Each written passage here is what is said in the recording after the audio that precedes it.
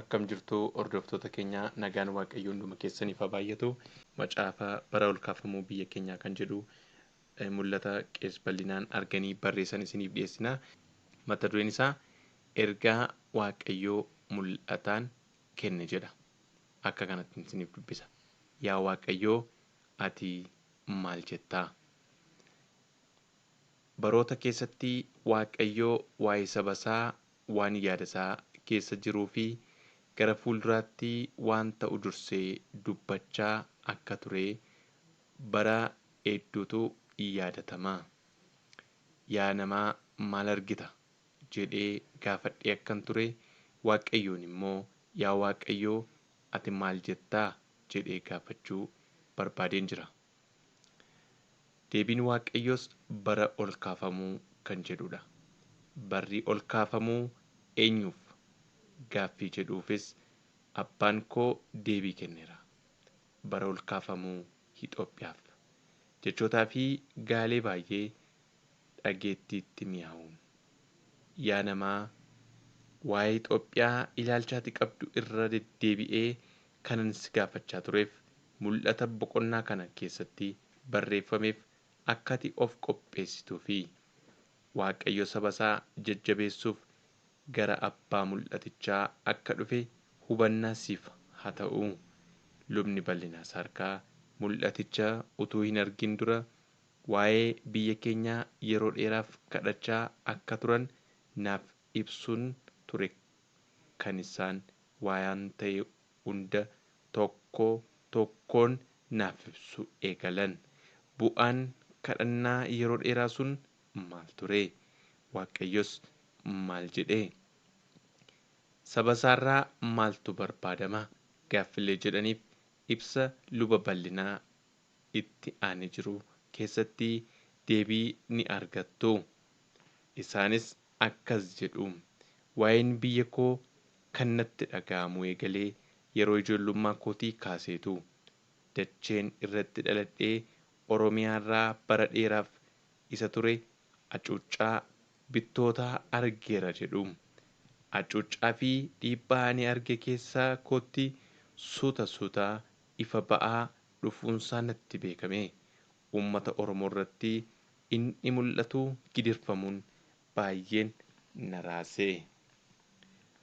Jechuun waa'ee saba Oromoo roorroo isaan keessa bubbulee natti himuu yommuu eegalan hammam akka gaddan fuula isaanii gurraacharraa sirriitti hubatama.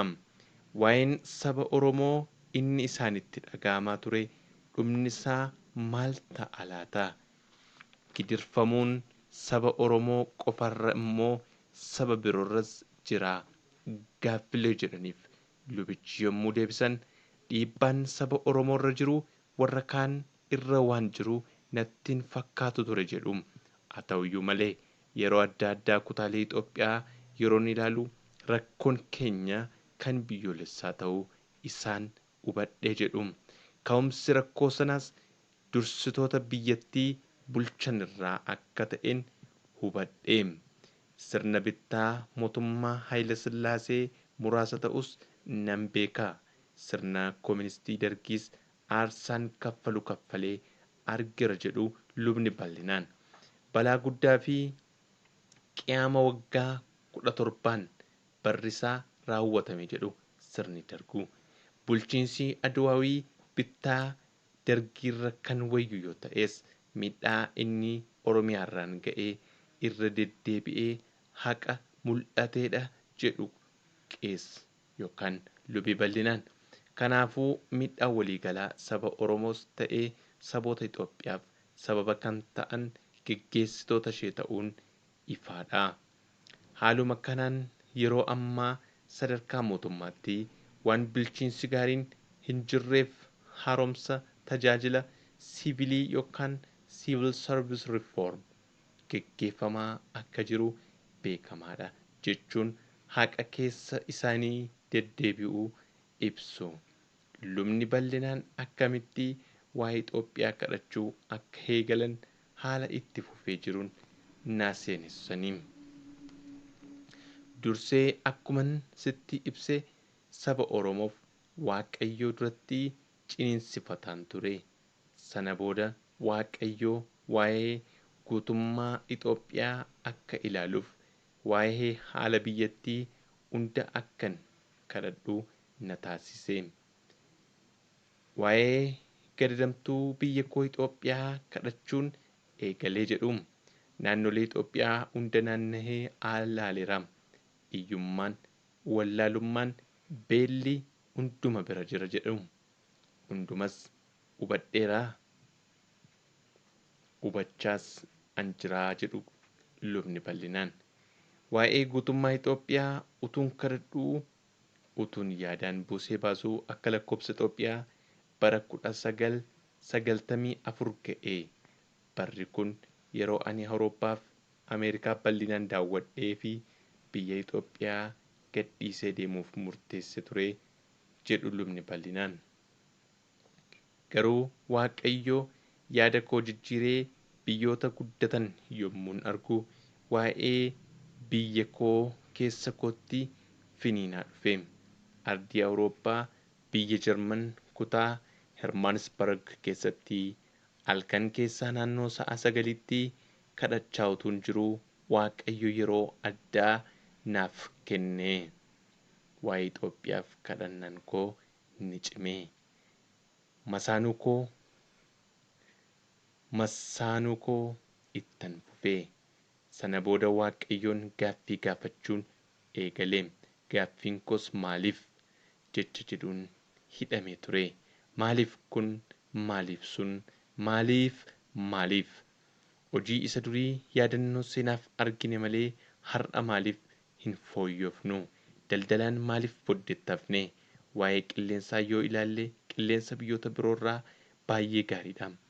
Maarree maaliif fayyinni nuuf hin taane? Bonaaf ganna, arfaasaaf birraa, halkaniif guyyaa qilleensa nu hojjechiisuu danda'u keessa jiraannee maaliif halkaniif guyyaa warra rafan taane? Maaliif sammuu keenya dhibaa'ummaan qabame? Maaliif gammachuu xiqqootti qabamne? Gaaffilee jedhuun Waaqayyoon ammas gaafachuu ittan fufe. Gaaffii imimmaaniin marfamee biyya Jarman keessatti Waaqayyoof dhiyeessuu ittan fufe. Lubni bal'inaan isa hundaa danda'u Elshaadaayii isa ta'e Waaqayyoofan dhiyeessee jedhan sagalee mararoo haarii makaan hudhamanii. Biyya Awurooppaa kan ilaalan gaaffii hedduu waa'ee biyya isaanii gara Waaqayyootti kan iyyan lubichi maaltu itti dhaga'ame? Finfinnee irra ta'anii halkan Jarmanitti dabarsan yaadachaa deebii kennuu itti fufanii. Wanti natti dhaga'ame biyya koof maal gochuu akkanarra jiru ture. Nama tokko waanan ta'eef yoon gorses waanan dhimma baasu miti.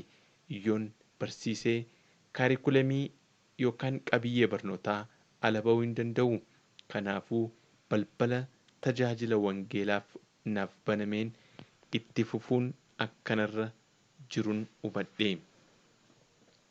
Baroota dheeraaf tajaajila wangeelaarraa kan turan lubni bal'inaan biyyoota hedduun akka argan dubbatu. Biyya miilli isaanii ga'e hundatti misraachoo wangeelaa himaniiru.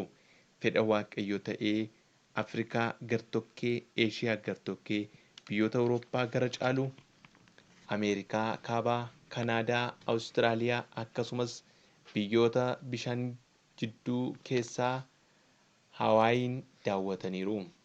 Yeroo biyyoota hedduu kana daawwatan aadaa hojii kiristaanotaa ilaaluun isaanii waan hin hafneef waa'ee aadaa hojii kiristaanota biyya keenyaa ilaalcha qaban akkasitti ibsu.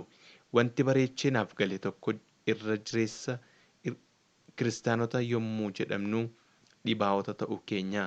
Dhibaa'ummaan keenya yommuun yaadu ijoolleen keenya maal nurraa dhaalu jedheen of gaafadha. Barachuu dhabuu keenya, hiyyummaa keenya, dhibaa'ummaa keenya, wal dhabiinsa keenya gaaffilee jedhan keessaa koo deddeebi'aniitu na yaachisu. Uummattoonni biyyoota baay'ee siyaasaan, dinagdeen, hawaasummaan, teekinooloojiin, qorannoo saayinsii addaan fagaatanii caalaatti beekumsaan yommuu hedduu fagaachuu isaanii argu namni biyya koo keessumattuu kiristaana maaltu tuqee maaliif namni jijjiirama fidu dhabee jedheen yaada. Gabaabumatti anaaf akka galitti baay'een keenya dhibooftuudha jedheen yaada. Kana yommuun jedhu namoonni colleen tattaaffatan hin jiran jechuu koo miti, jiru garuu muraasa. Baroota hedduuf hojii wangeelaa irratti bobba'uun isaanii gooftaa irratti amantii qaban jabaa taasiseera. Wantoonni dukkanaa'anis abdii godhachuu kan ta'u akka jiru hubataniiru. Fiigicha jiru ilaalanii tarkaanfii darbee qo'atanii Waaqayyo Itoophiyaaf ergaa utuu hin kennin dura bor biyyattiin maal akka fakkaachuuf jirtu utuu hin argisiisin dura waa'ee Itoophiyaa maal abdatanii turtan gaaffii jedhu akkas jechuun deebisan. Gaafficha kallattiin utuun hin deebisin waan tokkon jedha. Biyya koo Itoophiyaa keessa turtii koo hanga yoonaatti hangan danda'ee dhama'eera. Amma natti kennames barsiiseera. Kanas yommuun jedhu wanta narraa eegamu hunda guutummaa guututti ba'eera jechuu miti. Sababiin isaa yeroo ani wanta natti kenname hin raawwatin hafe waan jiruuf warra rafan argee yeroon rafee tureera. Ta'us rafee hin hafne. Dhibaa'ummaa irraa of eeguufis baay'ee dhama'eera. Ol kaafamuttis gadi qabamuttis waan tokko abdii godhachaan ture. Waaqayyo gowwaa ogeessa nama waa'ee hin baafne kan waa'ee baasuu dadhabaa jabaa akka godhuu waa'ee biyya koo yommuu irra deddeebi'ee yaaduu abdii godhachaa kanan ture dhugaa kana ture. Yaada kanan ture gowwaa ogeessa nama waa'ee hin baafne kan waa'ee baasu wallaalaan beekaa dadhabaan jabaa abdii ta'uu danda'uun fuula gooftaatti kadhannaan dhiyaachuun amaleeffannaa koo ture. Baroota murtaa'aniif imimmaan koo uummata koof dhangala'e. Jireenya hafuuraarra darbee jireenyi lubbuu koo baay'ee na yaachise. Yeroo tokko Itoophiyaa dachee jedhamturra abaarsa maaliitu jira jedhaan ture. Biyya gaarii, qilleensa dansaa, lafa xaa'oo qabna. Meerree maaliif geggeessitoota gaggaarii dhabne? Waldaa kiristaanaa keessatti obboloonni gaariin maaliif dhabaman? Hanga yoomiitti liqeeffataa? Hanga yoomiitti deegaa ta'aa? Sabaa fi sablammoota afaan 200 ol ta'an utuu qabnu daandii wayyuu kan nutti argisiisu maaliif dhibee? Geggeessitoonni of jaallatan maaliif heddummatu? Cubbuu namootaaf Waaqayyoon dhiifama gaafachuun araara warri gaafatan eessa jiru? Maqaa amantiin haguugamnee hanga yoomiitti wal abaarraa? Hanga yoomiitti wal tuffannaa? Laaqii dhoqqee kana keessaa eenyutu waldaa kiristaanaa baasaa? Daangaa fagoorraa uummattoonni jiran hanga yoomiitti daldala tooristootaa ta'anii itti fufu? Barnoota dhabuu fi asiif achi adeemuurraa eenyutu isaan baraaraa? Warri baratan saayinsistii, injiinara, piroofeesara, doktera akkasumas hojii biraa irratti biyya ormaa keessatti warra kufanii ka'an maaliif isaan deebisnaa jedheen gaafadhaa. Biyya utuu qabnuu, nama utuu qabnuu ormi kan itti fayyadamuu ta'uun keenyas dhugaadhumaan naaf hin galu. Maaliif hiyyeessa taanee, hiyyeeyyii warra taanee, wallaalota warra jedhamne eenyu nuun haa yaadatu? Baroota dheeraaf nagaa dhabuun, waraanni, hiyyummaan, beelli hanga yoomiitti? Gaaffilee kanaan xaxamee barootni yommuu darban Waaqayyoo akka dadhabaa jabaa gochuu danda'u abdiin qabaa ture. Kan nama ajaa'ibu fedhiin waa'ee Itoophiyaa qabu hawwii qofaan utuu hin taane Waaqayyoo raawwachuu akka danda'u keessi koo ragaa naaf ba'a ture. gowwaa beekaa isa waa hin baafne kan waa'ee baasuu, isa wallaalaa beekaa, dadhabaa jabaa Waaqayyo gochuu akka danda'u abdii godhachuun waa'ee biyya koo Waaqa kootti boo'uu ittan fufe jedhu lubni bal'inaan jechuudhaan nama waa hin baafne kan waa'ee baasu gochuu isa danda'u Waaqayyoon abdii godhachaa akka turan dubbatu. Ijoollummaa isaaniitii eegalanii jireenya uummata Oromoo ilaaluun maaliif jechuu kan eegalan lubni bal'inaan guutummaa Itoophiyaa erga ilaalanii booda immoo gaaffii isaan Waaqayyoon gaafatan heddummachuun xumurri isaa maal ta'a laataa? Bara mucummaatii hanga dullumaatti fuula Waaqayyootti gaaffiin dhiyaatee gudunfaansaa maal ta'a laata? Lubichi akka armaan gaditti ibsu. Gaaffilee kana fakkaataniin Waaqayyoon utuma kadhadhuu waggoonni hedduun lakkaa'amanii. Siwiidiniin yeroon ture wanti baay'ee nama ajaa'ibsiisu tokko na mudate. Innis manneen barnootaa 6 utuun daawwachaa jiruu daa'imman waggaa 5 mana barumsaa jiran Itoophiyaa jechuun maal jechuudha jedheen gaaffii gaafadhe. Isaanis hongee, beelaa, gogiinsa, doofaa kan waraana jaallatu jedhanii naaf deebisanii. Egaa daa'imni illee hanga akkas nuun jettutti kan geessise maali jedheen of gaafadhe. Yeroon kadhadhu hundumaa iji koo naannoo Itoophiyaarraa naannoo bo'ichaa fi ciniinsuun koo daangaa hin qabu ture. Kun hundumtuu erga ta'ee booda biyya Jarmanitti tajaajilaaf affeerameen deeme. Magaalaa xiqqoo 15 keessa waldoota kiristaanaa jiranii fi konfiraansii qophaa'e ergan tajaajilee booda guyyaa 3f boqonnaan naaf kenname. Boqonnaa koo guyyaa 2 kadhannaan dabarsuuf gara buufata misiyoonotaa yookaan missionary station jedhamuun deeme. Gaaf tokko guyyaa guutuu waa'ee Itoophiyaan kadhachaa oole. Garuu homaa wanta adda ta'e hin argine. Homaa wanti haaraan dhibus ani kadhachuu ittuman fufe. Utuun kadhataa jiruu halkan naannoo sa'a 9 fi sa'a 10 jidduutti bakkan jilbeenfadhee jirutti daawwitii televiziyoona yookaan iskiriinii kan fakkaatu na fuuldura dhaabame. Daawwiticha irratti kaartaa Itoophiyaa duriitu jira. Bara jireenya kootti mul'atan argee hin beekneen argaa akkan jiru waanan hubadheef calliseen ittan fufe. Kaartichi boca biyyattii isa bara mootummaa Haayile Sillaasee ture fakkaata. Kutaalee biyyaa kaartaa sana irratti mul'atanis 1 Eritiriyaa, 2 Tigraay, 3 Walloo, 4 Gondar, 5 Baalee, 6 Arsii, 7 Shawaa, 8 Gojjam, 9 Harar, 10 Gamoo Gofaa, 11 Iluu Abbaa Booraa, 12 Wallaggaa, 13 Sidaamoo, 14 Kafaa. Kutaaleen biyyaa ani argee 14.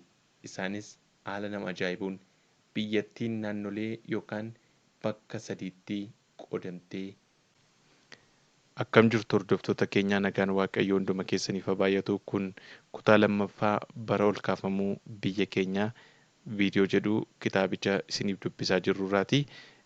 Kutaa 1ffaa keessatti lubni bal'inaa isaa harkaan mul'ata kan akkamitti akka arganiif eessa ta'anii akka argan isiniif dhiyeessinee turre. Innis lubni bal'inaan biyya Jarman ta'anii bara 1994 akka lakkoofsa Itoophiyaatti mul'ata kana argan. Isaan nama tajaajila wangeelaaf biyyoota garaagaraa irra deemanidha. Yeroo ijoollummaa isaanii miidhama saba Oromoo ilaalanii Waaqayyoon kadhataa akka guddatan, sana booda immoo biyya Itoophiyaa bakka garaagaraa erga deemanii uummata Itoophiyaa hundisaayyuu rakkataa akka ta'e, mootummaadhaan miidhamaa akka ta'e arganii Itoophiyaaf kadhachuu akka jalqaban dubbatanii kutaa 1ffaa keessatti. Har'a kutaa 2ffaa keessatti wanti waliin ilaallu immoo kutaalee biyya Itoophiyaa keessa jiran kutaa 14 jedhanii ibsan torbee darbee. Kutaan 14 kun immoo naannolee gurguddaa 3tti qoodamaa isa waliin ilaalaa irraa.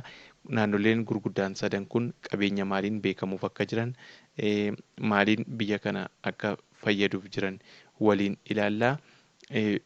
Isa har'aatti ce'u fuulduraa kutaaleen biyyattii kutaalee kana 14 akka biyya Itoophiyaatti immoo naannolee gurguddaa sadiitti qooduudhaan mul'ata isaanii arganii qabeenya naannolee gurguddaa sadii keessa jiru jechuudha. Kutaan inni jalqabaa naannoon inni jalqabaa kutaalee akka Eertiraa, Tigraay, Bagga Midiriisa jedhamuu fi Walloo kan of keessatti qabatu naannoo guddaa tokkodha. Naannoo kanatti maaltu argama isa jedhu isiniif dubbisaa. Na hordofaa. Fuula YouTube chaanalii keenyaa subscribe gochuudhaan nu hordofaa, nu jajjabeessaa. Yaada keessan koomentii jala nuuf kaa'aa. Kutaa lammaffaa kitaaba bara ol kaafamuu biyya keenyaa. Kutaalee biyyattii Eertiraa, Tigraay, Bagga Midirii fi Walloo. Kutaaleen kun isaan jalqabaa yommuu ta'an naannolee kanatti industirii baay'ee gurguddaan argee. Industirichis kan huccuu sibiilaa yommuu ta'an sochiileen warshaalee baay'ee danuudha jedhu. Itti dabalees lukkuu, hoolaa, re'ee heddumminaan kanan argee yommuu ta'u nurra darbee gara alaatti kan ergaman akka ta'e Elshaadaay inni ta'ee waaqni hundaa danda'u natti argisiiseera. Naannolee kanaa kan inni ba'uu dhagaan akkasumaan jiru bocamee gara biyya alaatti yommuu ergamuun arge jedhu. Indastiriin Itoophiyaa sadarkaa olaanaarra akka ga'uuf jiru hubadheera jedhu lubni bal'inaan. Waaqayyoo Eertiraa, Tigraay, Bagga Midirii fi Walloo indastiriin akka badhaasuuf jiru dursee natti argisiise. Keessumatti Tigraayitti sibiilota warqee fi dhagaa balacceen arge jedhu. Fuduraanis heddumminaan yommuu inni oomishamuun arge. Kutaalee arfan kanatti baay'ee kan nama ajaa'ibsiisu oomisha midhaanii irra guutee dhangala'uun arge. Mana sinimaa seenamee fiilmiin akka waan ilaalamuun meeshaa qotiisaa baraatiin callaa oomishamee gara biyyoota alaatti utuu fe'amuu sirrittan ilaale. Oomisha midhaaniitti dabaluun horii gabbifamanii fi cooman akkasumas foonii fi gogaan isaanii gara alaatti yommuu ergamuu fi Itoophiyaan guddinaa fi yommuu fuuleffattuuf galii guddaan yommuu argamuun arge. Industirii qonnaa fi horsiisaa horii yookaan agiroo industirii naannolee kanatti akka babal'atu haala hin yaadamneenis akka baay'atu waaqayyo natti argisiise. Yeroo ammaa gogaan lukkuu maaliif akka oolu hin beeku.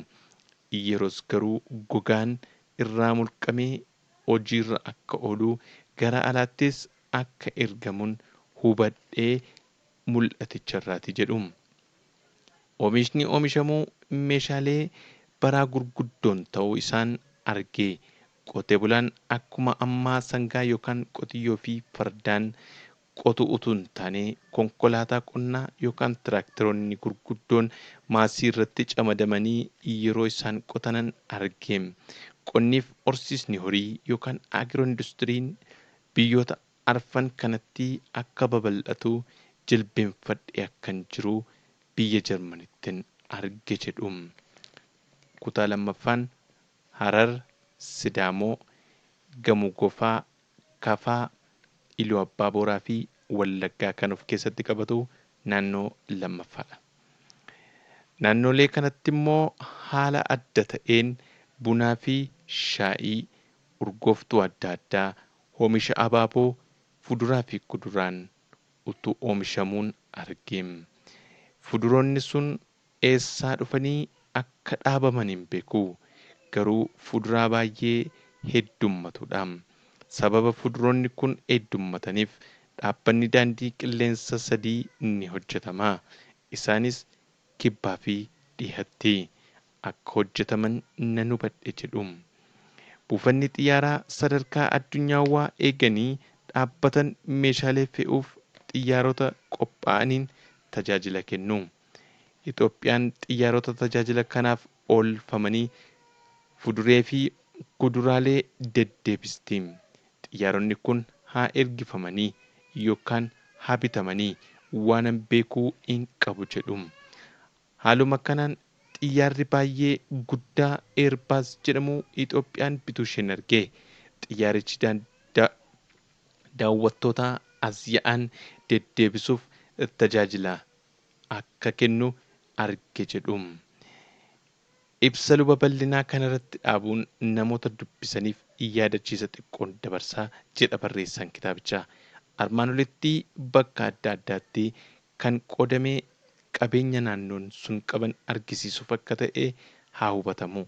Ibsitti aanu lubichi akkas jechuun dubbatu. Humnaa fi qabeenya bakka adda addaa kanatti dabalee Waaqayyo albuudawwan hedduu natti argisiisee isaanis kan akka warqee. Tigraay, Sidaamoo fi Wallaggaatti kuufama warqee hedduun arge.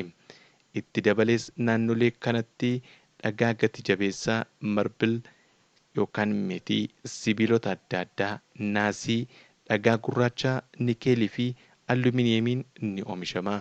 Gosoota dhagaa hedduu maqaa isaanii hin beekne hedduun arge jedhu. Albuudota dhagaa fakkaatan.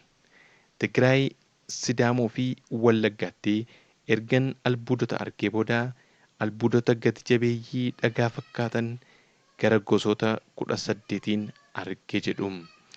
Waaqayyos bakka albuudonni kun itti argaman natti argisiise. Isaanis Booranaa, Baalee, Shawaa Kaabaa, Walloo Kaabaa fi Affaarii. Bara jireenya koo keessatti argee kanan hin beekne albuudota gati jabeeyyii Waaqayyo halkan mul'atni natti mul'ate sanatti natti argisiiseera.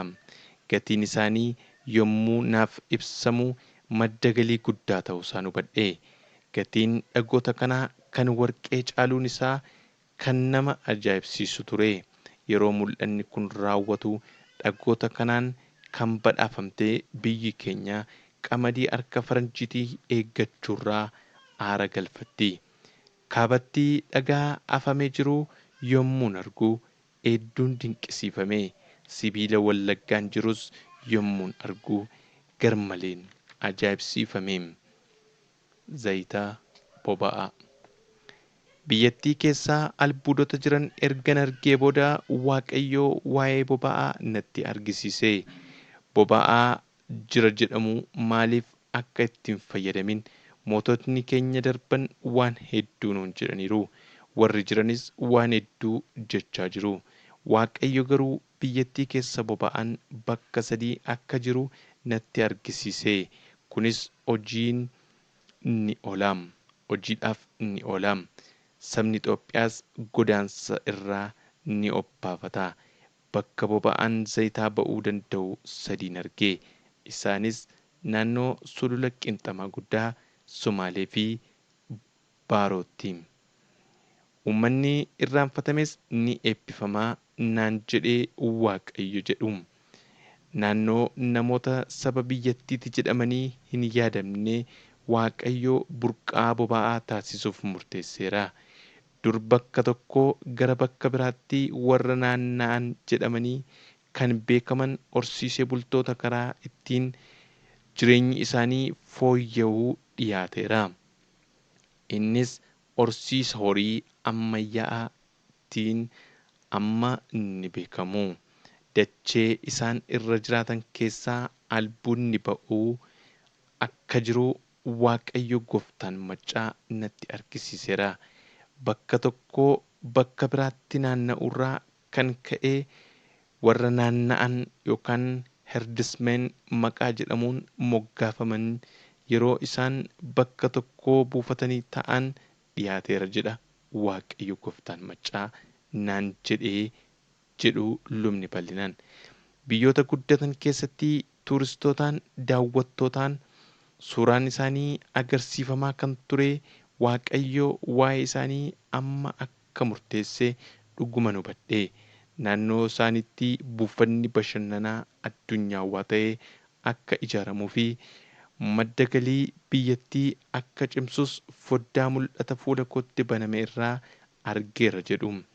Waaqayyoo waa'ee Itoophiyaa hanga yoonaatti isa dubbate raawwachuu akka barbaade, kanaafis akka qophaa'ee nan argee nan amanes. Mul'atichaanis qalbiin koo fudhatame jedhu lubni bal'inaan. Yaa nama kitaaba kana dubbistu, Finfinneen yeroo adda addaatti bakka walitti bu'iinsaa waan turteef abdii kutattee jirtaa laataa? Waaqayyo waa'ee Finfinnee argeera. Abbaan mul'atichaa waa'ee Finfinnee waan argan akka itti fufee jirutti ibsu. Akkaataa Finfinnee fi sochii misooma ishee. Biyyi keenya boba'aa zayitaan akka beekamtuu fi warri irraanfatamanis akka yaadatamuuf jiran erga natti argisiisee booda baay'ee wanta nama ajaa'ibu tokkon argee. Innis ijaarsa gamoo qabduun magaalaa miidhagduu natti argisiise. Magaalattiin kunoo eessaa jedheen gaafadhe. Waaqayyos magaalaa Finfinneeti naan jedhe. Dinqisiifataa, isheen illee magaalaa guddoo Afrikaati jedhee deebiseefi. Waaqayyo garuu lakkii isheen miidhagditti magaalaa guddoo addunyaa taatii naan jedhe. Magaalaan Finfinnee isheen sirriin Waaqayyo biraa kennaa kennamtu ta'uu isheetti baay'een gammade. Magaalaa Jarman xiqqoo miidhagduu fi guddatte jedhamtu keessa jilbeenfadheen argee. Magaalaan miidhagduu bara dheeraaf biyya beelaa jedhamtee beekamtu keessatti argamtu Finfinneef Waaqayyo ka'eera. Yeroo warra beelaan qoraasaman sana Waaqayyo hojiif kaasee magaalaa ijaaramte Finfinnee. Magaalaan Finfinneen alatti magaalonni biroos utuu isaan karaa adda addaan guddachuuf carraaqaa jiranii Waaqayyo natti argisiise. Waa'ee misooma Finfinnees ittuma fufeen argee. Qabxii 1ffaa hojiiwwan daandiiwwanii. Guddina magaalota waliin wal qabatee daandiiwwan hedduun ni hojjetamu. Finfinneerraa daandiiwwan ka'an 5 sadarkaa Afrikaatti kan tajaajilan ni hojjetamu. Isaanis Finfinnee irraa gara Afrikaa Kibbaa, gara Kaameruun, gara Gibxii fi biyyoota Afrikaa birootti kan baafaman ta'u jedhe abbaan koo Waaqayyo natti argisiise. Daandiiwwan kun hojiirra yommuu oolan sochiin hojii bal'aa Itoophiyaa keessatti ni uumama. Namni kamiyyuu biyyoota Afrikaa keessa seenee hojjechuuf carraa ni argata. Afrikaan paaspoortii tokkoon fayyadamuu ni eegalti. Dinagdeen Afrikaa dagaaguu cinatti tokkummaan ardittiis haalaan ni cima. Guddina dinagdee Afrikaaf bu'uura kan ta'an daandiiwwan hedduun kan ka'umsa godhatan Finfinnee ishee bara dheeraaf lolaa dhiigaa dhuguun beekamtu irraa akka ta'e kan dubbate Waaqayyo Gooftaa Maccaati. Dabalataan biyyattii keessatti daandii adda ta'e ka'umsisaa Zuwaay yookaan Baatuu, bakki ga'umsa isaa immoo hara Rudolfi kan ta'e natti mul'ate. Daandichi haroorra bidiruun, lafa immoo konkolaataan kan wal quunnamsiisudha. Daandichis konkolaataa fi bidiruu daawwattootaa yookaan turistootaaf tajaajila.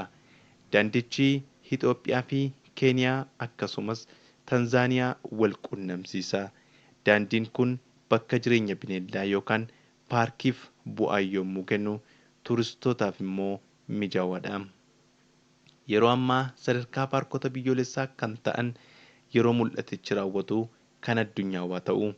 Paarkonni kun bineensota adda addaan, qurxummoota galaanaan akkasumas bineeldota adda addaa yommuu of keessatti qabaatan isaan daawwachuun kan bashannanan hedduudha. Gara tullootaatti ol bahanii bineeldota achirraa ilaaluun kan bashannananis ni heddummatu. Daandiin adda diriirfamuu haala kanaan dagaagina paarkotaa fi turistootaa hawwachuuf shoora olaanaa qabaata. Daandiin sadarkaa lammaffaatti hojjetamu fuduraa fi kuduraa gara biyyoota Afrikaatti galchuuf tajaajila. Tanzaaniyaa fi Keeniyaan karaa kanaan Itoophiyaa waliin waan wal quunnamaniif oomishni Itoophiyaa dabree biyyoota birootti gurguramuuf carraan ni argama. Innis daandii adda ta'e akka ta'e nan arge. Mul'anni kun yommuu raawwatu daandii sanarra kan deddeebi'an Waaqayyoof ulfina kennuu akka hin daganne Gooftaan isaan haa gargaaru.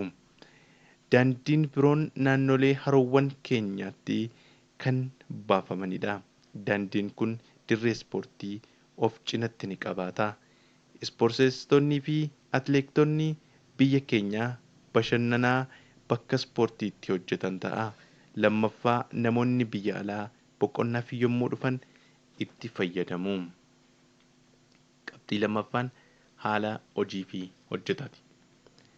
Namoonni hojii dhabanii jooranii jawwaaranuun biyyattii kana keessatti wanta haaraa miti. Namni amanu inni haa amanatu. Jechi hojii dhabummaa jedhu baduuf yeroonsaa dhiyaateera. Humna isaa qarshii 7 guyyaatti gurguree ooluuf carraa kan dhabee dhuguma ni yaadatama jechuun waan hin fakkaanne ta'uyyuu dhugumaan ni yaadatama. Afaan Waaqayyo Gooftaa Maccaatu dubbate. Karaa banamaniin kan ka'e sochiin namaa waan babal'atuuf humni namaa baay'ee gati jabeessa ta'a. Biyya ormaatti hojii barbaacha godaanuun raawwate ni hafa. Humni namaa biyya keessattuu barbaadamee hin argamu. Hojjettuu manaa fi ergamtuu akkasumas hattuu fi taphataa kumaaraa warri jedhaman hafee hojii ofii isaanii uummatanii gammachuun yommuu hojjetan humni namaa akkasumaan lafatti hin badu. Hojiileen adda addaa haaraan sadarkaa Afrikaatti ni eegalamu. Ogummaa adda addaa warri qaban baay'inaan ni barbaadamu jedha Waaqayyo. Hojiifis gara manaa dhufanii si barbaadu. Hiyyummaa jechaan malee gochaasaa ijaan hin argitu.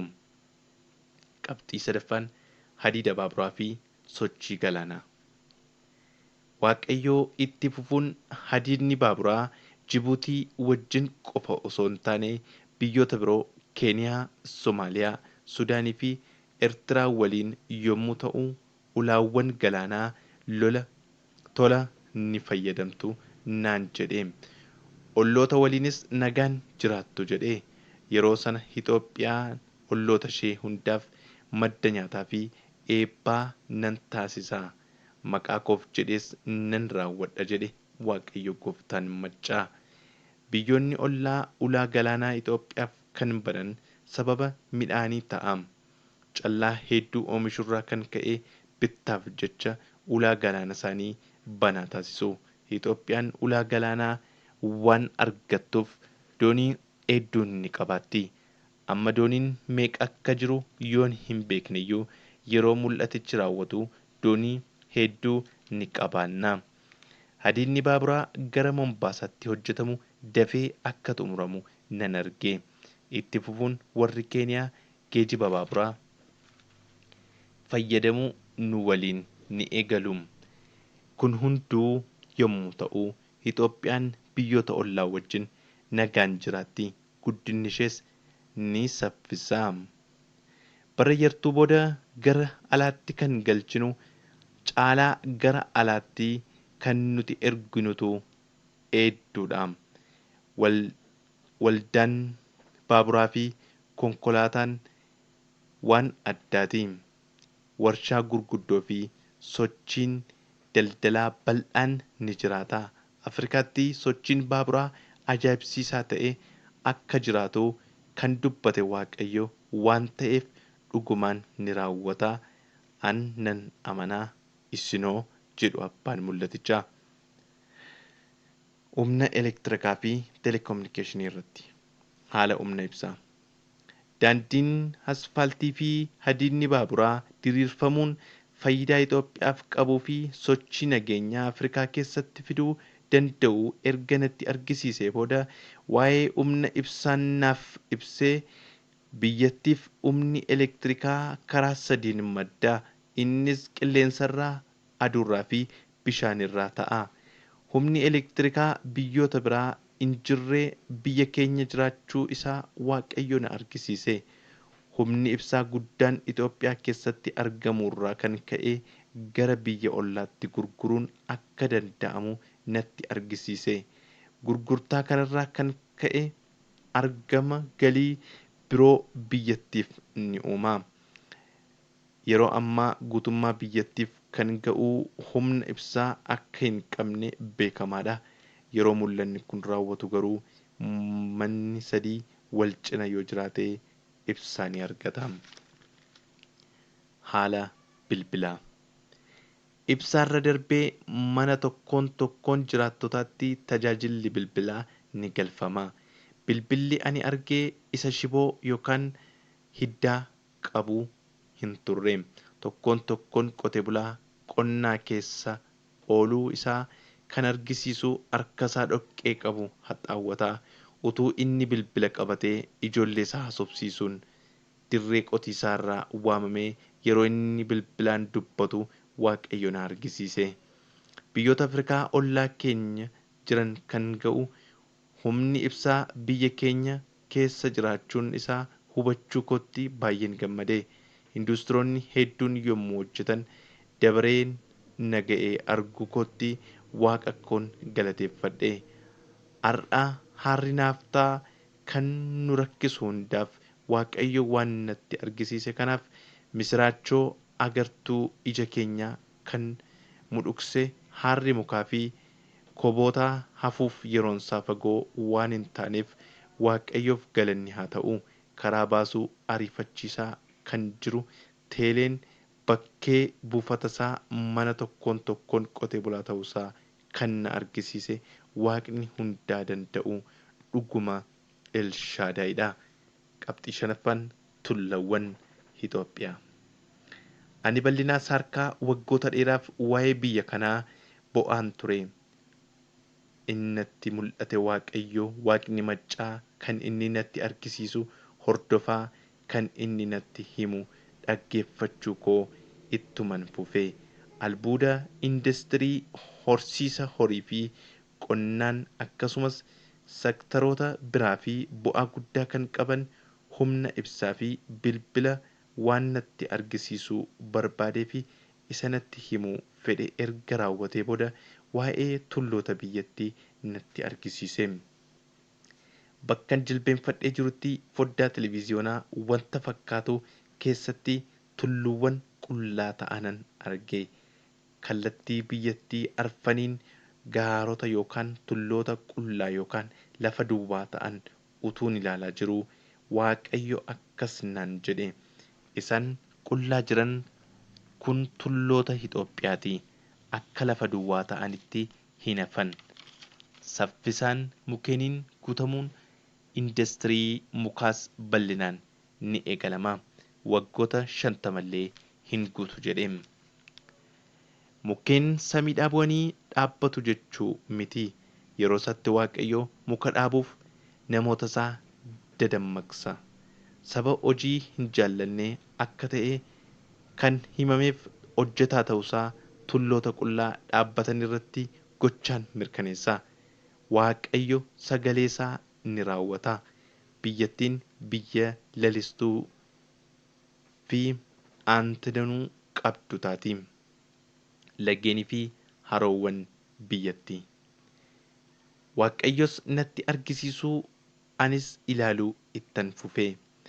Humna ibsaa maddisiisuuf laggeen humna qaban hedduun arge. Gamoowwan humna ibsaa burqisiisuuf ijaaraman cinatti fuduraa fi kuduraan arge. Laggeen barootaaf itti boonaa turre yeroo sana dalagaa isaanii irratti akka raawwatan hubadhe. Bakka laggeen itti yaa'an maratti bakka fuduraa fi kuduraan itti argaman ta'a. Bu'aa laggeen keenyaa fuduraa fi kuduraa oomishuuf qaban arganii investoroonni hedduun qonnaa geggeessuuf gara Itoophiyaa akka seenan natti dubbate. Amma oomisha habaaboof akkuma seenaa jiran investoroonni oomisha fuduraaf kuduraaf ni dhufu. Guddinni biyyattiis ni saffisa. Naannolee haroowwaniitti hoteelonni ni ijaaramu. Hoteelonni sun turistoota keessummeessuuf kan xiyyeeffatanidha. Turistoota as gugsan hedduun argee turistoonni yookaan daawwattoonni heddumminaan Awurooppaa, Ameerikaa, Eeshiyaa fi biyyoota Arabaarraa ni dhufu. Haala qilleensa isaanii dandamachuu kan dadhaban qilleensi gaarii barbaacha gara Itoophiyaa dhufu. Isaanis Itoophiyaadhaa ba'uu akka hin barbaanne argee yoo xinnaatee turtii ji'a 3-4 booda gara biyya isaaniitti akka deebi'anan argee. Sirna gaa'elaa isaanii asitti ni gaggeeffatu. Warri adiin, Araboonni, Gurraachonnii fi kan biroo as Itoophiyaa irratti sirna gaa'elaa gaggeeffatu. Walqooduun har'a haala adda addaan jiru yeroos raawwatee ni hafama.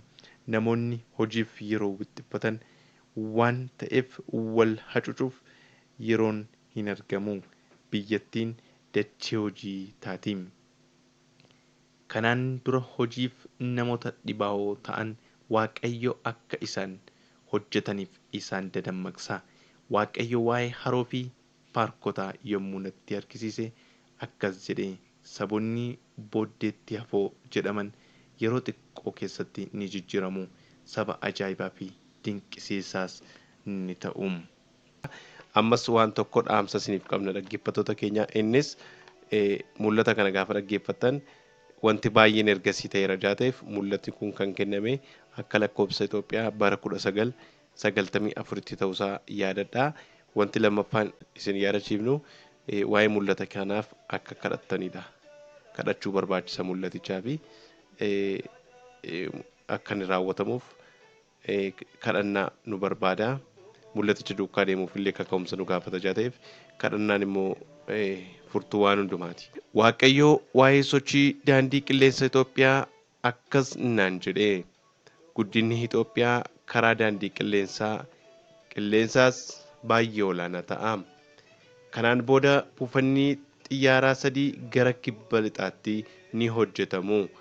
Yaa saba Waaqayyoo sagalee isaaf amanamaa waan ta'eef isa jedhe ni raawwata. Daandii qilleensaa waliin haala wal qabateen xiyyaaronni kaargoo jedhaman hedduun gara keenya ni dhufu. Tajaajila xiyyaaronni sun kennan nama deddeebisuuf qofaa osoo hin taane meeshaa daldalaa, fuduraa, kuduraa akkasumas urgooftuu geejjibuufis akka ta'e nu hubadhe. Guutummaan Itoophiyaa kan guddattu yoo ta'eyyuu kibbi lixa Itoophiyaa haala adda ta'een xiyyeeffannaan akka itti kennamu nu hubadhe. Xiyyaaronni kunis gara sanatti kan xiyyeeffatan ta'a. Investeerotaa fi turistoota qofaa osoo hin taane daldaltootaafis saffisa dabalu. Itti dabalees Itoophiyaan xiyyaara guddaa Airbus yookaan Airbus jedhamu biyyoota Afrikaa dursitee ni bitti. Itoophiyaan xiyyaara guddaa Airbus jedhamu biyyoota Afrikaa dursitee ni bitti. Sababiin isaa nama hundumaan sochii bal'aa karaa hundumaanis sochii bal'aa waan qabduuf ta'a. Itoophiyaan yeroo sanaa akka sogiddaa kan barbaadamtu taati. Afrikaafis fakkeenya ta'uun ishee sirriitti ifa ba'a. Waaqayyo kanas raawwachuuf dubbateera. Qabxiin itti aanu sochii turistootaa yookaan daawwattootaati. Hanga yoonaatti waa'ee turistootaa isan argee cimsuuf waan an argee ulfina Waaqayyootiif nan dubbadha. Dureeyyiin kaabaa lixaa fi bahaa gara Itoophiyaatti utuu yaa'aniin argee dacheen keenya baay'ina turistootaa irraa kan ka'e waliin geessu. Hoteelonni, bakki bashannanaa fi galmi bineeldotaa yookaan paarkonni namoota bifa adda addaa hedduun guutamaniin argee. Namoonni diimoon magaalonni, gurraachonnii fi adiin baadiyyaa fi magaalaa keessa utuu deddeebi'aniin argee jedhu abbaan mul'atichaa. Bineeldonni, bineensonni, simbirroonni tokkummaan utuu basha'anii, taphatanii fi socho'anii suuraa kaasuuf yeroo turistoonni karaa wal saaman argeera. Hoteelonni waan hanqataniif dirreef tabbarratti godoo ijaaruun yeroo bashannanan Jarmaniif jilbeenfadheen kana hundumaa arge jedhu abbaan mul'atichaa. Yaa dubbisaa kitaaba kanaa, isin immoo yaa dhaggeeffattoota viidiyoo kanaa, karaa garbicha isaa ergaa isaa inni ergee Waaqayyoo haa galatoomu. Yaa dubbisaa, hubannoon akka dubbistu sin yaadachiisa. Hubannoon akka dhaggeeffattu yaa dhaggeeffataa.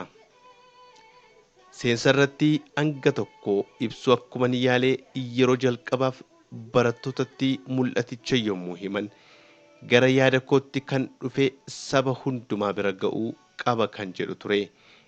Egaa kunoo Waaqayyoon nu gargaaree dubbistootaan geenyerra. Karaa viidiyoos dhaggeeffattootaan geenyerra. Yaa nama Waaqayyoo, irra deddeebi'ee maal argitaa jedhee si gaafachuu koo waan dagattu natti hin fakkaatu. Kuusaa gaaffii maal argitaa jedhu bannee akka si gaafanne gumbiin yookaan kuusaan deebisaa naannoo mana keetii akka hin dhibne si yaadachiiseen ture. Hubannoo deebichaa adeemsa keessaa akka hubatte nan yaada. Nama maal argita jedhee akkuman gaafadhee Waaqayyoon immoo maal jetta jedhee gaafadhee. Warri baratan waa'ee dinagdee Itoophiyaa akkanaa fi akkas isa isaan jedhan ergan ilaalee booda Waaqayyoon immoo yaa Waaqayyoo maal argitaa jedhee gaaffii dhiyeesseef hin jira. Waaqayyos dhoksaa Itoophiyaa gadi fageenyaan waan beekuuf bara ol kaafamuu jedhee deebise.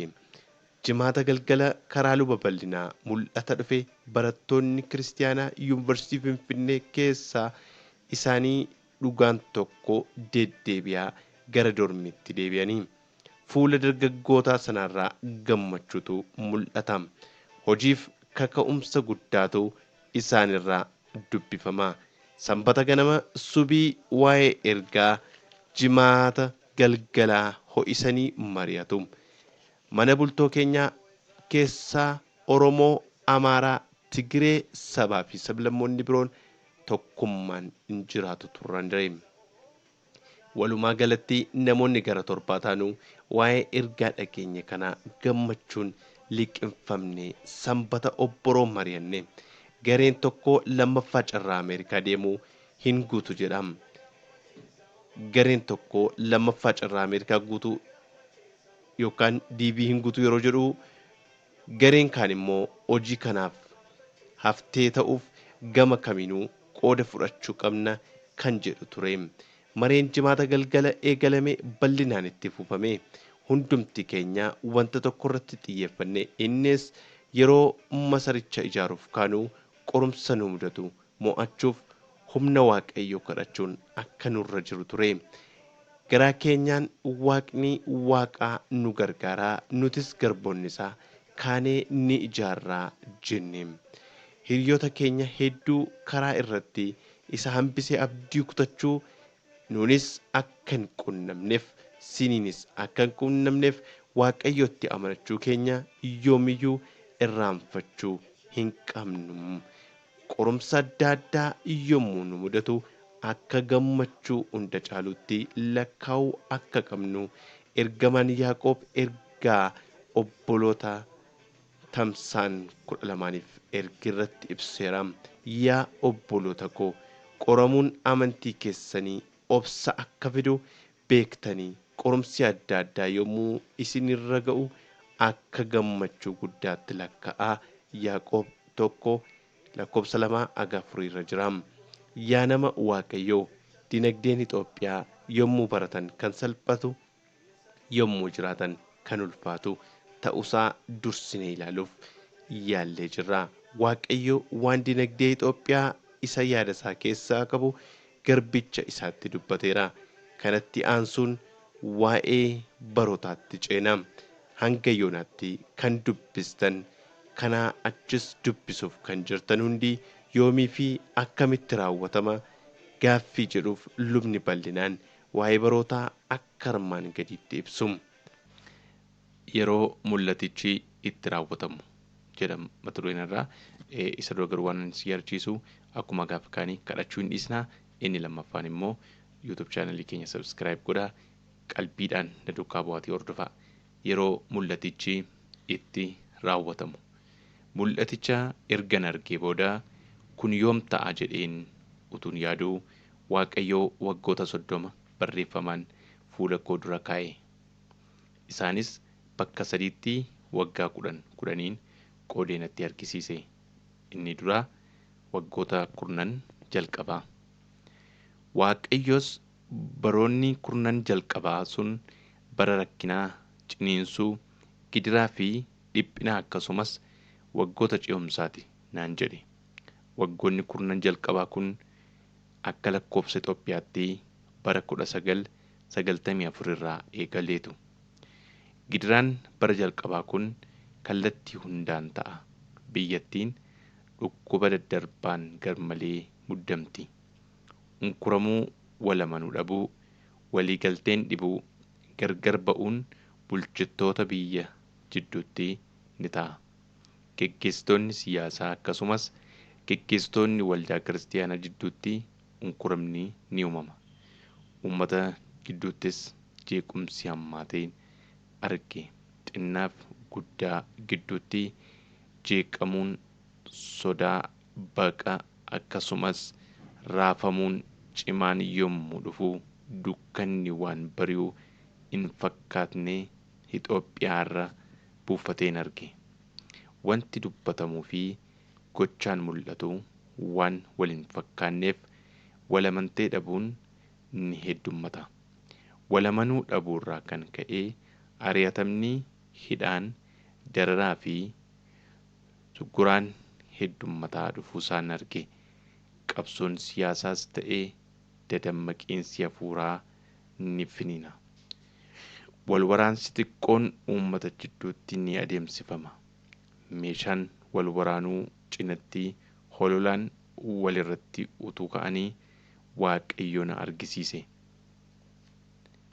Seera malee jiraachuu, tasgabbii dhabuu, siyaasa walitti bu'iinsi daangaas ni babal'ata. Itoophiyaa irra darbee Afrikaa keessatti unkurrii fi okkorri akkasumas tasgabbii dhabuun ni ta'a. Kana qabbaneessuuf sochii fi tattaaffii bulchitoonnii fi abbootiin amantii taasisan bu'aa malee hafuu isaan arge. Garuu tattaaffiin jaarsolii biyyaa araara buusuuf akka milkaa'u Waaqayyo natti argisiise. Barri jalqabaa gidiraan, cinqii fi ciniinsuun guutame waldaa kiristaanaas qorumsa keessa galcha. Amantoota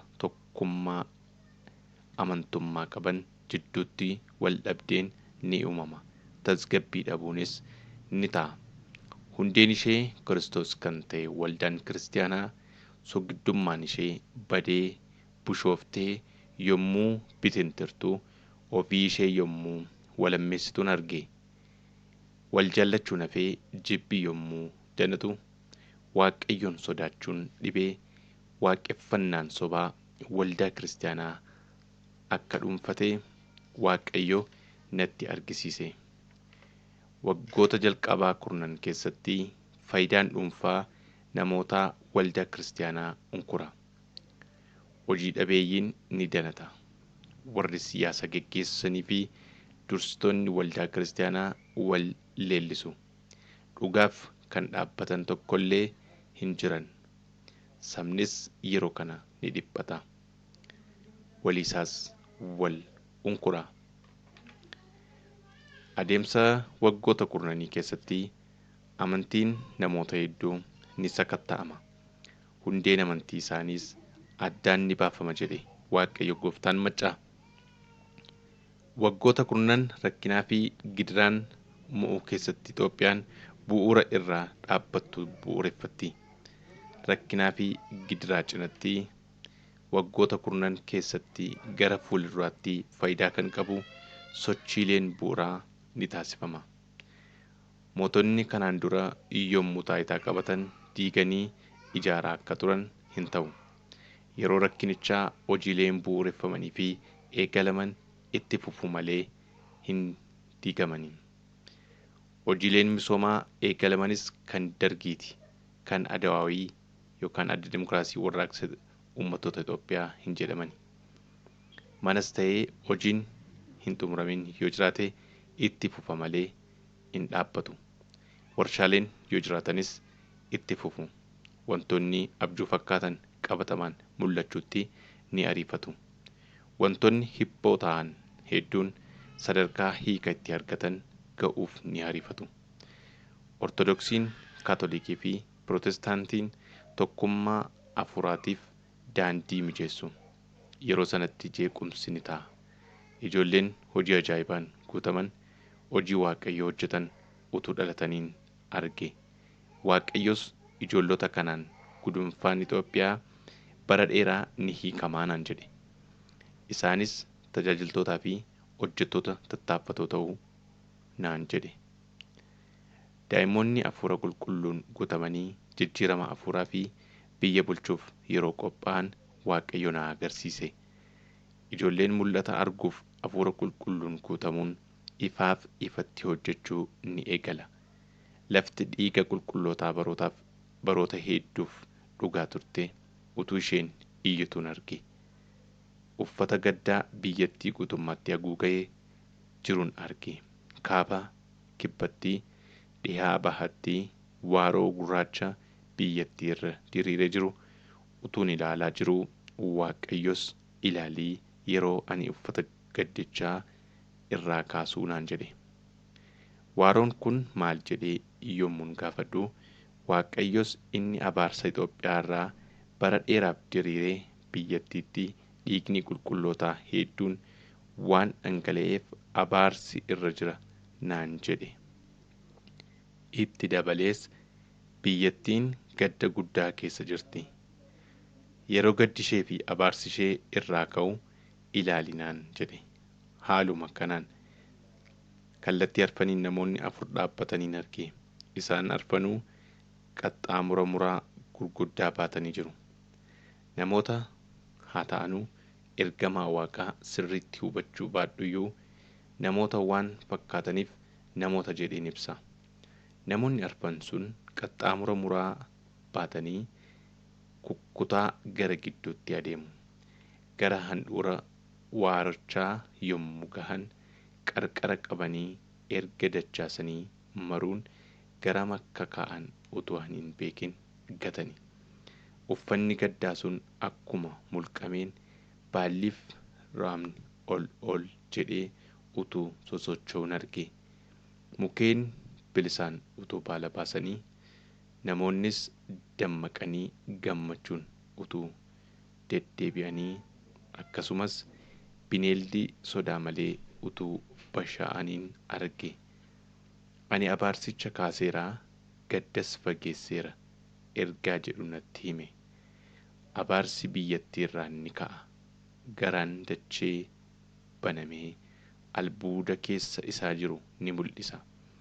Eebbi Waaqayyos ajajamuu namootaa irraa kan ka'e ni gadhiifama. Biyyattii irrattis aara galfiin ni argama. Kun kutaa tokkoffaadha. Itti fufee kutaa lammaffaa waggoota 12 isiniif dubbisa. Waggoota 12.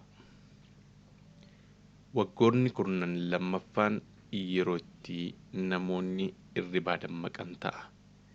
Yeroo kana sadarkaa biyyaa fi waldaa kiristaanaa keessatti haaromsatu adeemsifama.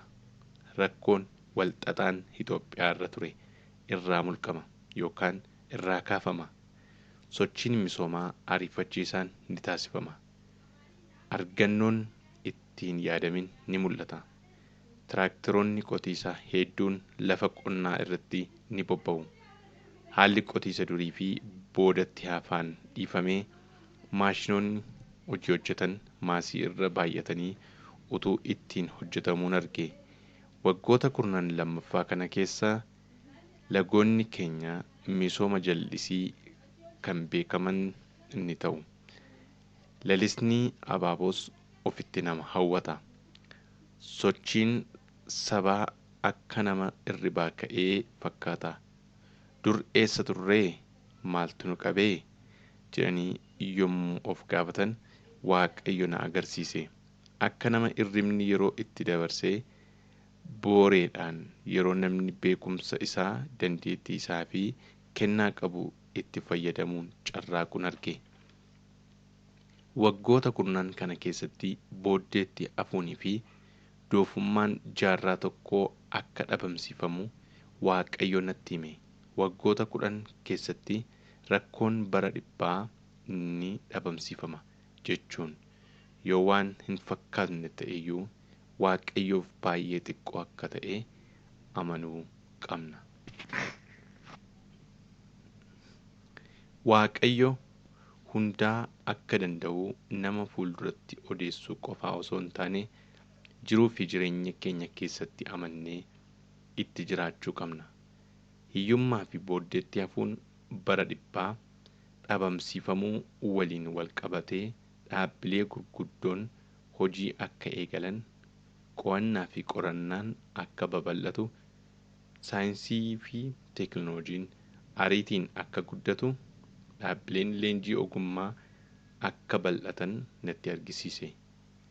Saayinsistoonnii fi qorattoonni Itoophiyaa keessaa yommuu buufatan, beektonni alaas sababa gaarummaa qilleensa isheef biyya keenya filatanii buufata qorannoo yommuu taasifataniin arge.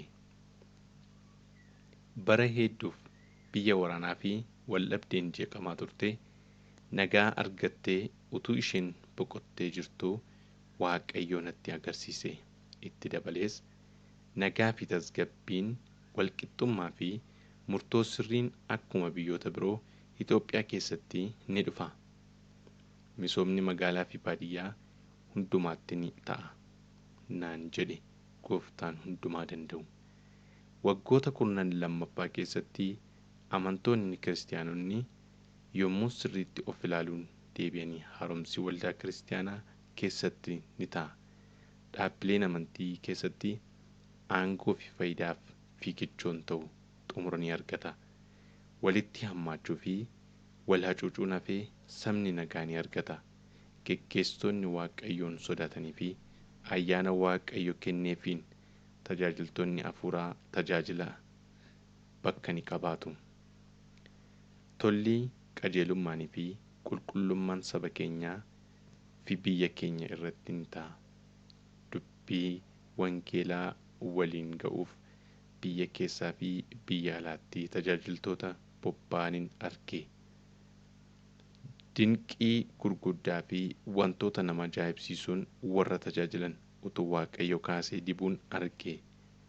Dargaggoonni hedduun hojii wangeelaaf gara biyyoota bahaatti ni ergamu. Tajaajila dinqii fi ajaa'ibaan deeggarameen humnaa fi aboon namoota gara kootti deebisuu naan jedhe Waaqayyo Gooftaan. Nuti warri Itoophiyaa hojii hafuuraatiin addunyaaf akka qorichaatti yommuu barbaadamnu Waaqayyo naaf ibse. Biyya lafaatiifis jijjiirama hafuuraa akka finnu Waaqayyo na hubachiise. Ulfinni Waaqayyo Gooftaa Maccaatiif haa ta'uu. Ameen. Kun marsaa lammaffaadha. Itti fufee waggoota 13 isiniif dubbisa. Gidduutti waan isin yaadachiisu lubni bal'inaan kan dubbatan keessaa tokko kadhannaan keenya baay'ee murteessaa akka ta'edha. Ammas irra deddeebi'ee kan isiniif dubbadhu. Waaqayyo dubbii dubbata hin dhiisu.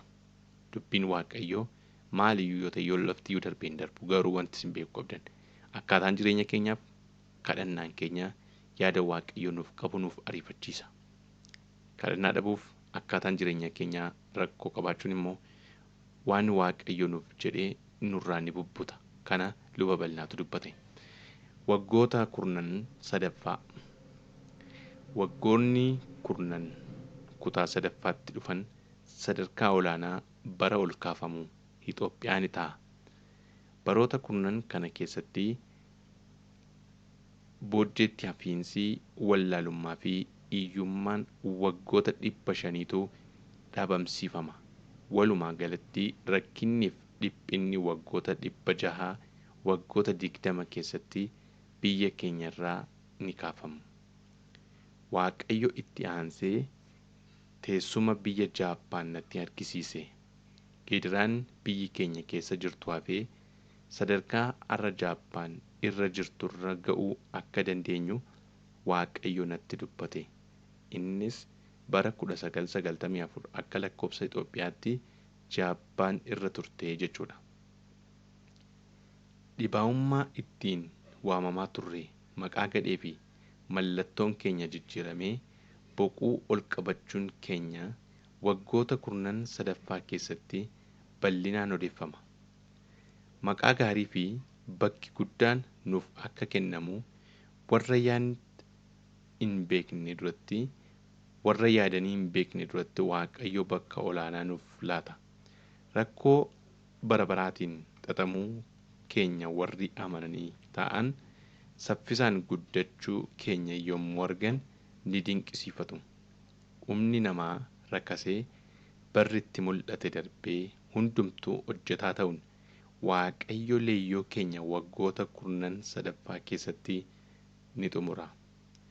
Biyya keenyatti qilleensi gaariin, nagaa fi tasgabbiin jijjiiramuun aadaa hojii urgaa fi foolii nabaaboo akkasumas gaaddisni mukeenii jireenya namaa yeroo inni haaromsuun arge.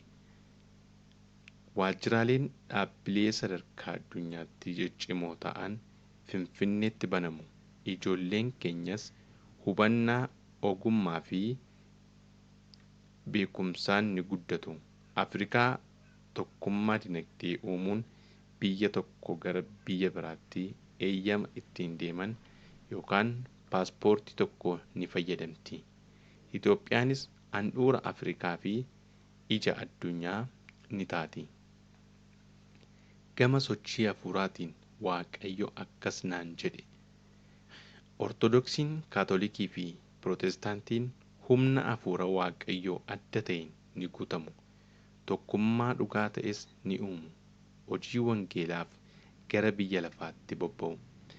Garaagarummaa isaaniirra tokkummaa isaaniitu caalee mul'ata. Jijjiiramni jalaa lafaa fi tajaajila jidduu isaaniitti ni uumama. Bara dheeraaf garaagarummaan waaqeffatamuu Waaqayyoo dargaggoota jidduu ture dhiphatee mul'achuun isaa dhuguma waggoonni 13 sadarkaa olaanaa bara ol kaafamuu jedhamuun isaa sirriidha. Gudunfaan amantii dur tures ni cita. Kunis biyya lafaatti gaaffii kaasa naan jedhe Waaqayyo. Kiristaanonni Itoophiyaa akkamitti walitti dhufanii? Akkamiin wal jaallatanii? Akkamitti tokkummaa hafuuraa uummatanii? Ortodoksii fi Pirootestaantiin, Kaatolikii fi Pirootestaantiin immoo akkam danda'anii gaaffilee jedhan bal'inaan kaafamu. Gaaffilee yoo danatus eenyuyyuu waan fedhee odeessuyyuu tokkummaan sun ni eegama. Geggeessitoonni hambisuu kan hin dandeenye sochii guddaatu ta'a. Hafuurri Waaqayyoos akka abiddi daggala gubee mancaasuu seeraa fi heera waaqeffannaa amantii moofaa durii gubee balleessa. Waldoonni kiristaanaa hojii hafuuraa ni finiinsu. Dinqiin gurguddaan bakkaa bakkatti ni ta'a. Tajaajiltoonni biyya keenyaa akka soogiddaa bakka hundaatti ni barbaachisu. Ifa ta'uun isaaniis ni mul'ata. Amantiin tajaajilaan, cimina hafuuraan akkasumas beekumsaan akka qorichaatti saba barbaadamu ni taana. Saba bocamee ba'ees saba lafaaf qoricha ta'u taanee mul'anna. Sochiin hafuuraa dargaggoota, musliimoota akkasumas warra amantii hin qabnes waliin ni ga'a. Hafuurri nagaa nuuf baay'ata. Jaalallis mul'atee argama. Aarsaa kaffaluun illee boquu namaa hin cabsu, nama hin leeyyaasisu. Beekumsi, ogummaan hubannaa kennaa fi iji hafuuraa waldaa kiristaanaa keessatti waan danatuuf jaalala hafuuraan tajaajiluun bal'inaan bakka fudhata jedhee Waaqayyo Gooftaan maccaa dubbate. Barichi bara Waaqayyo saba lafarraa daawwatu ta'a. Wanta Waaqayyo jedhe amanuun nu fayyada. Amanuu baannus Waaqayyo wanta dubbate raawwachuu irraa dudduubatti hin deebi'u. Bara dheeraaf maqaan koo biyya kanatti waamameera waan ta'eef maqaa koof jecha nan daawwadha jedha Gooftaan maccaa. Ofiinan ka'ee biyyattii nan fayyisaa, abaaramuu ishee nan balleessa.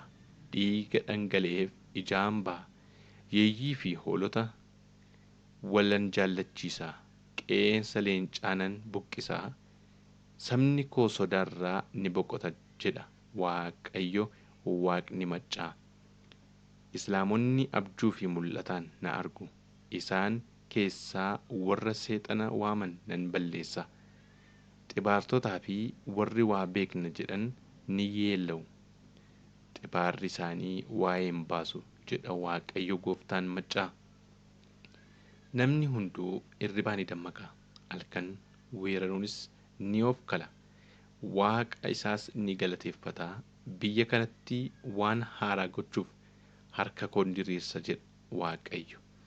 Egaa erga armaan olitti isa ibsamee bara Waaqayyo haaromsaa fi jijjiirama fidu eegaa. Kadhadhaa, xiinxalaa, isa inni raawwate galmeessaa, isa hin raawwatamin eegaa. Wantoota ta'an ammuma arguu eegaltu. Yoo waggoota 30 turtan hundumaa argitu. Baay'inni waggoota sanaa kana caaluu yookaan hir'achuu danda'a. Gooftaa waliin ta'uun keenya, kadhachuu fi qulqullummaan deddeebi'uun keenya yericha gabaabsa yookaan ariifachiisa. Cubbuun irra daddarbuu fi yakki kakuu haaraa keessattis waan Waaqayyo gochuuf ka'e ni tursiisa. Haa ta'u malee Waaqayyo wanta dubbate utuu hin raawwatin hin dhiisu. Jaallatamoo saba Waaqayyoo. Waaqayyo yeroo Itoophiyaa daawwatu ajaa'ibsiifamuun walaloo walalisuu kan danda'an ni baay'atu. Yaa nama kitaaba kana dubbistuu, ergaa kitaaba kana keessatti ibsamee waan lubni bal'inaan jedhan asii gaditti ibsamee jira. Ergicha yaada qajeelaa fi qalbii hubannaatiin ilaaluuf waan nu gargaaruuf gorsa abbaa mul'atichaa qalbiidhaan akka hordofnu hawwii kooti. Gorsichis kunoo.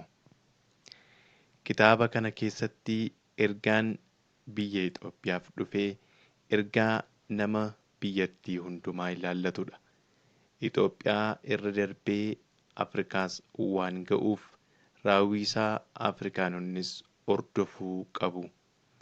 Duraan dursee akkuman ibsuu yaalee ergichi kan ergamee qomoo amantii fi sadarkaa barnootaan adda baasee waan hin taaneef sabni hundii Amaarrii, Oromoon, Tigireen, Guraageen, Sumaaleen akkasumas uummattoonni kibbaa fi uummattoonni biroo akka hubatan gorsaa. Ortodoksiin, Pirootestaantiin, Kaatolikiin, Islaamnii fi Waaqeffataan akkasumas kan amantii hin qabnes ergicha akka yaada qajeelaan hordofuu nan gorsa. Waaqayyoo kaartaa Itoophiyaa natti argisiisuun waa'ee Itoophiyaa natti hime malee qomoodhaan yookaan gosaan addaan hin baasne.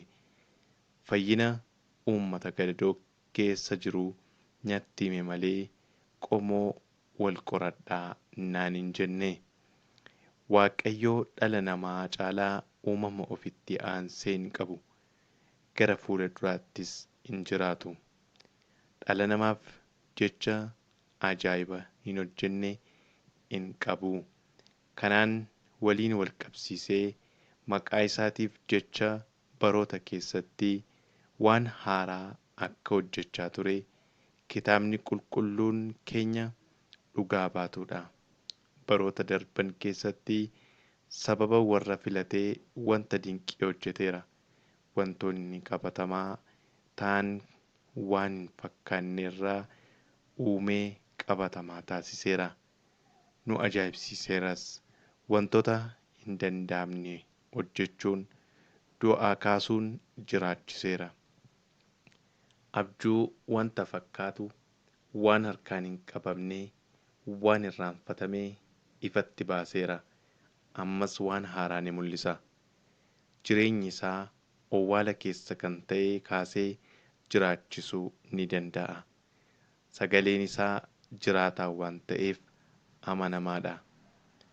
Wanta ta'u ibsuun, dhufuuf isa jirus dursee mul'isuun amala isaa waan ta'eef Waaqayyo ijoollee isaaf abdii kenna malee yoomuu gowwoomsaa dubbatee hin beeku. Kanaafuu waa'ee Itoophiyaa mul'ata dhufe hordofaa. Waaqayyo Waaqni keenya waan haaraa fi ajaa'ibaa gochuu Waaqa danda'uu ta'uusaa amannee dinqii hojii isaa ilaaluuf qophaa'aa. Dhugaa Waaqayyoo waa'ee Itoophiyaa dubbatee haala ammaa waliin yoo wal bira qabamee ilaalame raawwatee dukkanaa'aadha. Bara kuma hedduu keessatti iyyuu waan jijjiiramtu, waan yaadatamtus hin fakkaattu.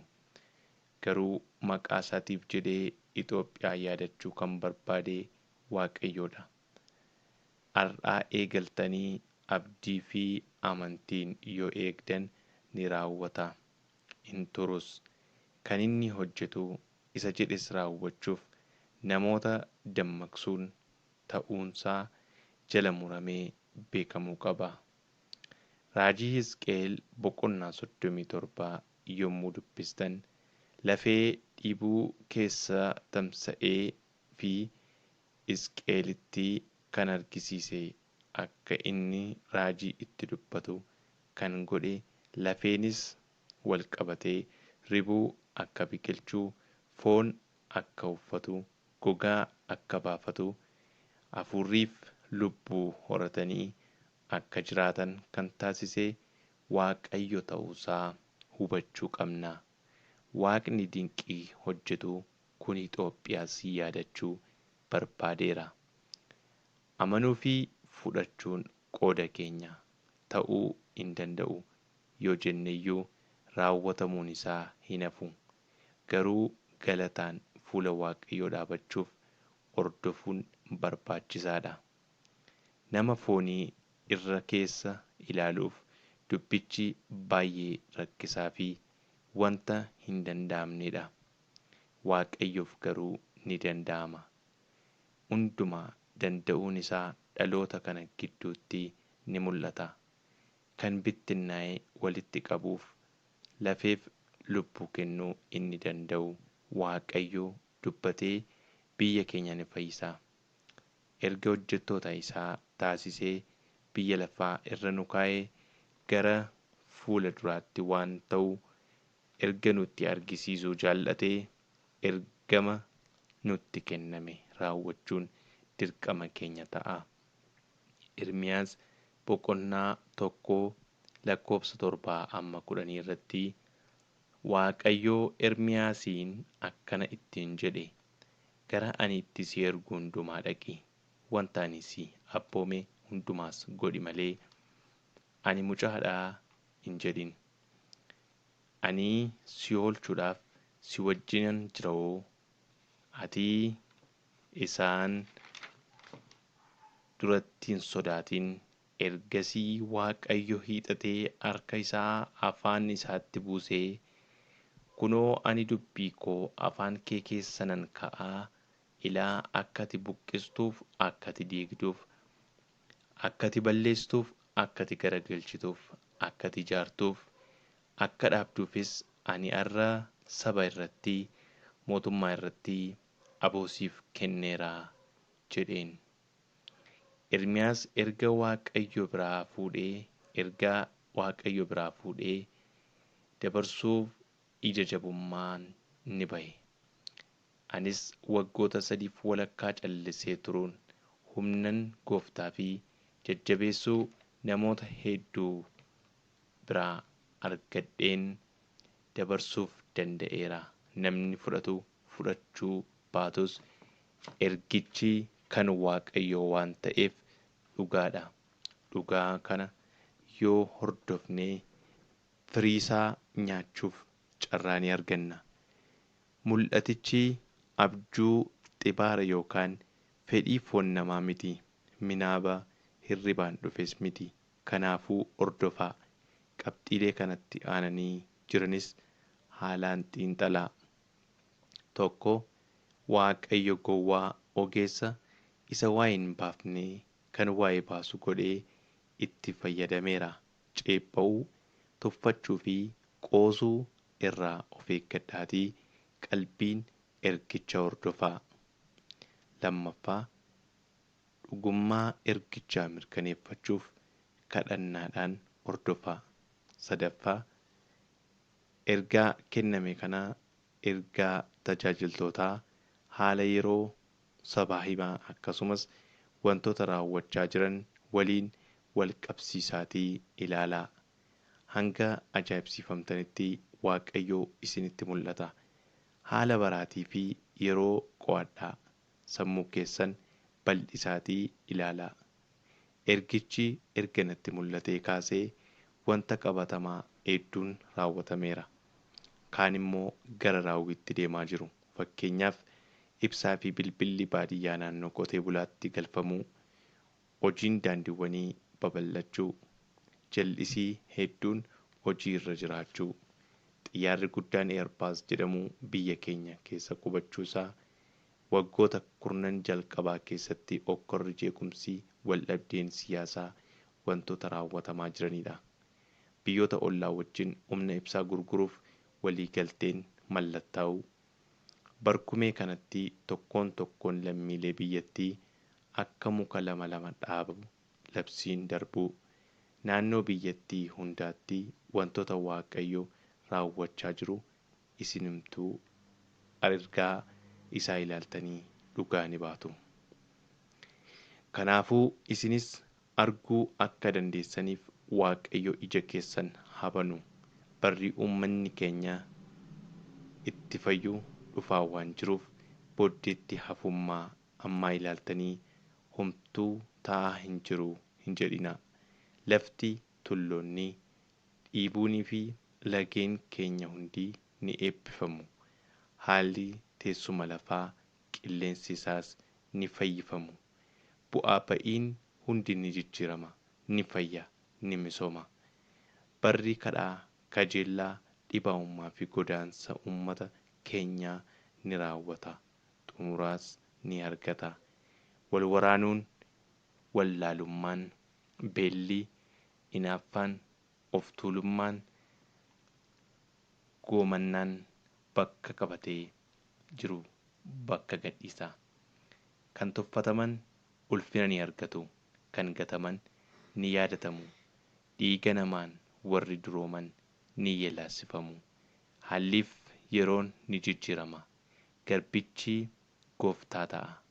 Sammuun namaa dammaqaa jireenya hafuuraas gara tasgabbii fi firii godhachuutti ni dhufa. Hojiin wangeelaa biyya keessaa fi biyya alaatti Itoophiyaanotaan ni geggeeffama. Bara sochii hafuuraa lammaffaas ni ta'a. Hojii wangeelaa fi kan dibamtan qophaa'aa. Walumaa galatti haalli hojii barnootaa, haalli qilleensaa, haalli jireenyaa, amantiin bilchaachuun giddiramsatuun mul'ata. Kanaafuu mataa keessan irratti amma dammaqaa. Hojii keessan irratti amma dammaqaa. Amantii keessaniin amma dammaqaa. Wanta ta'e hordofuuf yaadannoo qabadhaa. Xiinxalaa. Kan hin raawwatamin eegaa. Utuu hin nuffin xiinxalaa. Kadhannaa addaan hin kutinaa. Raawwii ergaa kanaa saffisuu yookaan tursuu kan danda'amu haala keenyaan ta'uu hin dagatinaa. Seera ba'uu akka dubbistan sin gorsa. ammeenyi hojii keenyaa fi ajajamuu diduun keenya raawwii mul'atichaa tursuu akka danda'u isin yaadachiisuun barbaada. Of qopheessuu keenyaan kadhannaan sagalee isaaf ajajamuu fi qulqullummaan deddeebi'uu keenyaan yerichi gabaabbachuu danda'a. Garuu nutu arguu dhaba malee maal ta'us qophii dhabuun keenya yaada Waaqayyoo karaatti hin hambisu. Raawwii mul'atichaas hin dhorku. Kun gorsa abbaan mul'atichaa lubni bal'inaan kennanidha. Yaa hordoftoota miidiyaa keenyaa, biyya keenyaaf kadhadhu, jireenya qophaa'ummaa mul'aticha raawwachiisuu danda'u qabaadhu.